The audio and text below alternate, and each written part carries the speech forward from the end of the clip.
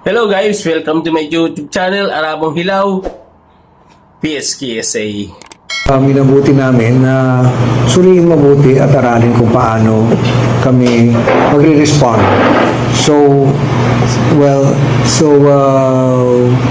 Gusto ko lang sa inyong isalaysay ang totoo. Ito pong pinag-uusapan natin, itong umiikot at sinasabing transaksyon. 2018 pa ho ito nagsimula. Ako pa lang IDA at ang aming secretary ngayon ay siya ang administrator. So naisulong na ho ito, naipropose.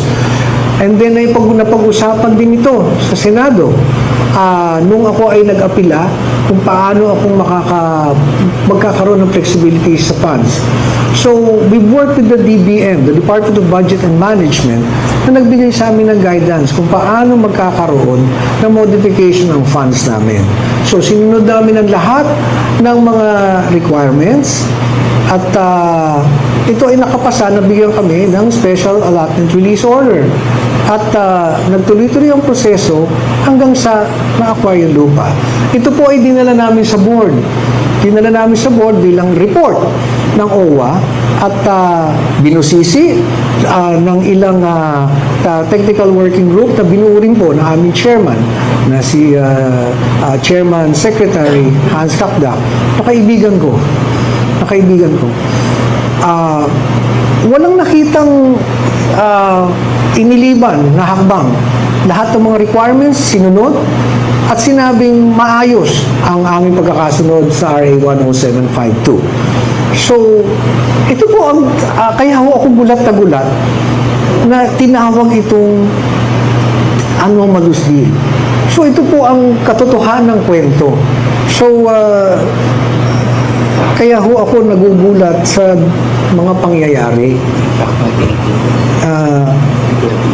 Nung 2018 pa nga lang, isinulong na ito. Kaya nung sinasabi na hindi ito bagay sa OFW, nagulat ako. See, this is a project that we can consider a legacy project for our OFWs. Ang lupang ito, katabing-katabi lamang, katapat ng Terminal 1. It's 6,499 square meters.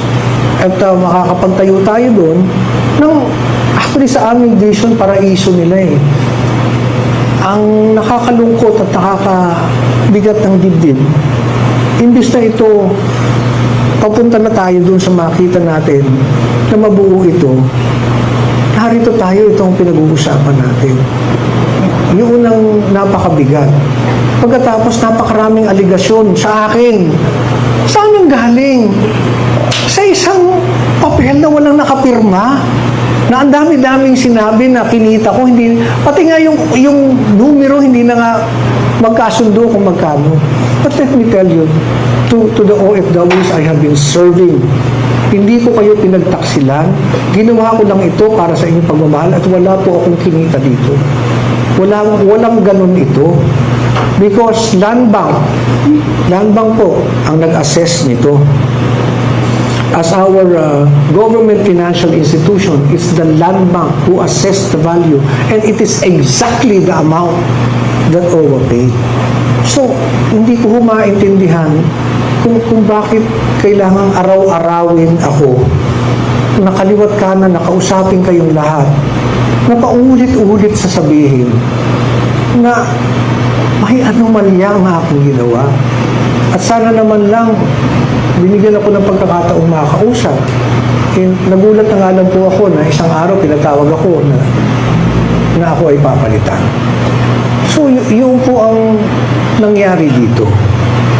Hindi ko po ito itinago sa ito pong ganitong magandang transaksyon. Bakit namin itatago ito? Itong transaksyon na to, itong proyektong ito, gusto mong ibigay sa OFWs. Bakit po itatago ito? You're very, very transparent each step of what we have been doing. Again, may emphasize, it started in the Senate. It's on record. And magkakatabi po kami noon. nandun ang aming bagong administrator, P.Y. Kaunan, former Undersecretary Tonet Aliones, and OIC USEC Hans Lactac was there. At we had all the chances na sabihin lahat itong nagiging alingas-ngas ngayon. So, ipagpauman ninyo, katulad ng binanggit ko kanina, hindi po ako nakapagsalita kaagad. Simply because I was shocked. Because when we parted ways, napakaayos naman. So, nagulat na lang po talaga ako na gano'n ang nangyari. As I hope all the questions you have in mind ay nasasagot na ng aking narrative ngayon. Because alam ko naman po yung mga nasa isip niyo. Kaya minabuti na namin na on this day, ito po yung kwento. Ito po ang kwento ng nangyari dyan. And one more thing, there's an issue na ito daw binili namin na hindi raw pwedeng tayuan. Sapagkat napakalapas na, meron mo kami permit sa KAAP. Meron permit sa KAAP. Taxes, hindi po kami ang nagbabayad ng taxes nito. Hindi po kami. So, lahat ng mga kwento tungkol dyan,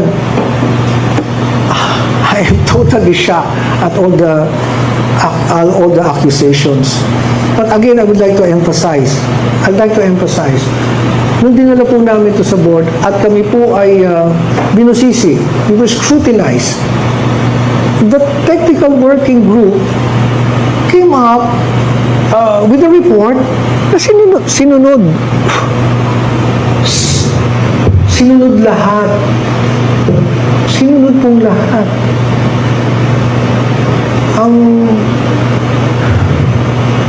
Hindi ko maintindihan sa bakit itinawag na ganun. Again, sa mga OFWs, palagay ko ang pinakamalaki kong pagkakamali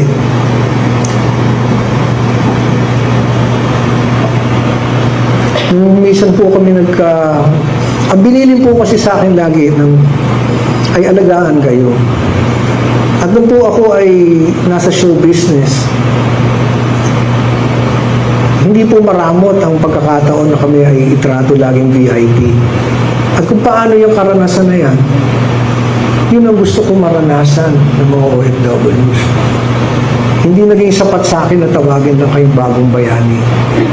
Gusto kong maramdaman nyo kung ano ang VIP. Kaya, araw-araw po akong nagtatrabaho para maramdaman nyo po yun. Hindi ko kayo pinagtaksilan, hindi ko kayo tinalikuran. Ito lang ay ginawa ko dahil gusto kong isakabuhay ninyo kung ano ang tunay na pagmamahal sa OFW. Sana meron na kayo nito. Sana meron na kayo nito. Sa aking pong puso kasi mas mahalaga kung ano yung mapaparanas namin sa inyo, hindi yung napapanood nyo kaming ganito. So sa lahat ng OFWs, namimiss ko yung mga kinukulit-kulit nyo ako rito. Parang humingi ng tulong. Kahit madalas, ang kulit, naging buhay ko na yan eh. Sana lang, nabuo namin ito para sa inyo. Thank you very much. The question also from the Filipino people is what will happen to the 1.4 billion and the house, the halfway house. Nasa Nasa sa kanila na, nasa Yeah. gobyerno na. because the land is already under the name of the Republic of the Philippines. Kaya nga po, nag-iisip kami saan, hindi naman ho yan nakapangalan sa akin. Nakapangalan niya sa Republic of the Philippines. It's not even so. So, kung ano rin ang, uulitin ko uli, kung ano yung presyo, kung ano yung assessment ng Land Bank, na 1.415 yata, yung mga ibinayan. Eksakto. Ayan. I think it's right. So I guess I believe I've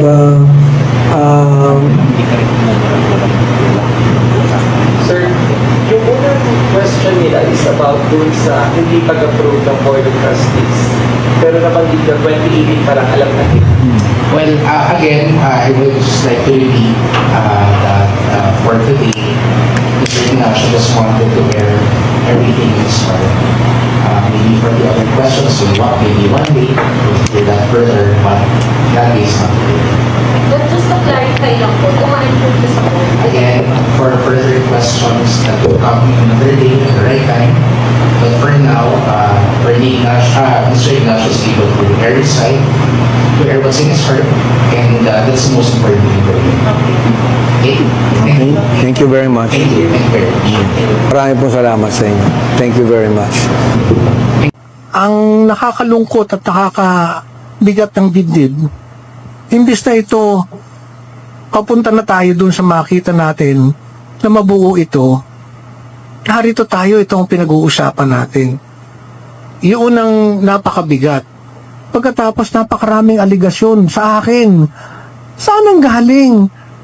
Sa isang papel na walang nakapirma, na ang dami-daming sinabi na kinita ko, hindi, pati nga yung numero hindi na nga magkasundo kung magkano.